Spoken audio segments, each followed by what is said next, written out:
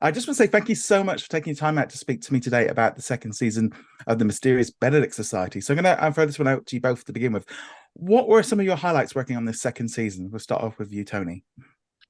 Well, I would say a big highlight is we were able to shoot back in LA. The first season we were in Vancouver during the pandemic, and so we weren't able to come home. So that was really challenging.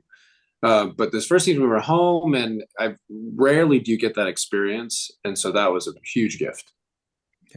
And to you, Kirsten? Um, Highlights, similar to Tony, so excited to be shooting from home and sleeping in my own bed. Letting my daughter go to a doctor's appointment that was in the same country, so it wasn't a big deal. And just getting to working with some of the crew from Last Man on Earth, where this old show I did, and same with Veep, some of the crew from our old shows came on to this one, so it was like a homecoming.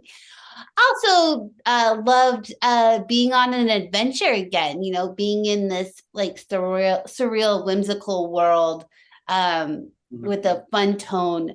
The guest actors that we had were always such a gift. They were so good. I think one of the cool things about this show is the casting. Actors can come on and be kind of not broad, but splash around in a totally different style that they don't usually get to, and they were brilliant.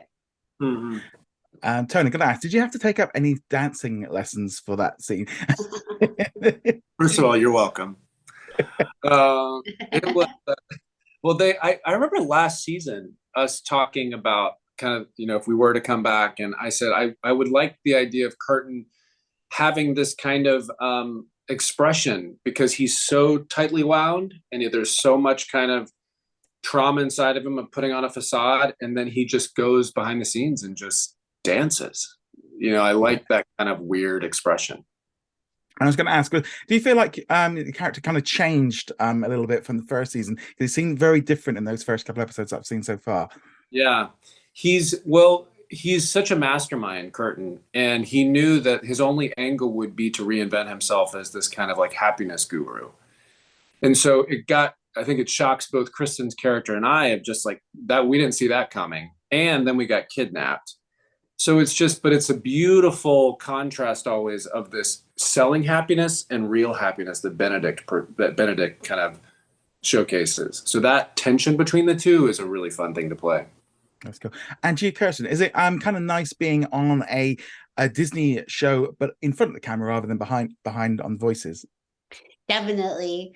Yeah, it's fun to again play in this magical world that Disney's known for, and get to work with a crew that's just elevating it on the production side so well. Yeah.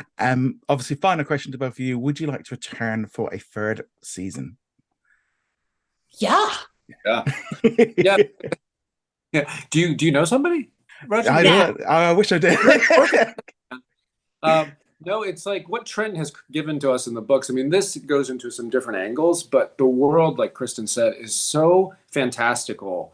And it's also just the production team, everybody is the top of their game. And so we are, as the actors, are just a slice of this pie, a very small slice, because everybody else works so hard to even be a part of that team is awesome.